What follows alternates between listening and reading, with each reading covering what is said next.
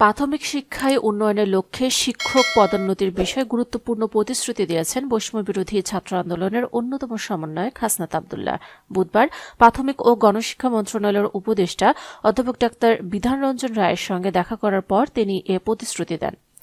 নিজের verified Facebook আইডিতে দেওয়া এক পোস্টে হাসনাত বলেন, বাংলাদেশের শিক্ষা ব্যবস্থায় প্রাথমিক শিক্ষা সবচেয়ে অবহেলিত একটি খাত, অথচ এটি সমাজে সবচেয়ে বেশি গুরুত্ব পাওয়া উচিত।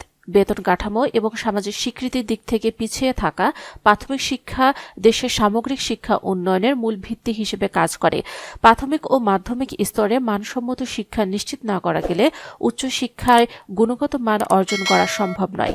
বৈষম্যবিরোধী ছাত্র আন্দোলনের অন্যতম সমন্বয়ক বলেন, এই বাস্তবতায় প্রাথমিক শিক্ষকরা দীর্ঘদিন ধরে বিদ্যমান বেতন কাঠামোর পরিবর্তন, মেধার ভিত্তিতে পদোন্নতি ও অন্যান্য দাবির বিষয়ে সোচ্চার ছিলেন। বুধবার প্রাথমিক ও গণশিক্ষা মন্ত্রণালয়ের উপদেষ্টা অধ্যাপক ডাক্তার বিধান রঞ্জন রায় স্যারের কাছে এসব দাবি উপস্থাপন করা হয়। হাসনাত জানান, উপদেষ্টা তাকে আশ্বাস দিয়েছেন প্রাথমিক শিক্ষকদের শতভাগ পদোন্নতি নিশ্চিত করা হবে। সহকারী শিক্ষক থেকে সহকারী প্রধান শিক্ষক এবং সর্বশেষ প্রধান শিক্ষক হওয়ার সুযোগ সৃষ্টি করা হবে। এই প্রতিশ্রুতি অনুযায়ী শিগগিরই এই বিষয়ে প্রজ্ঞাপন জারি করা হবে।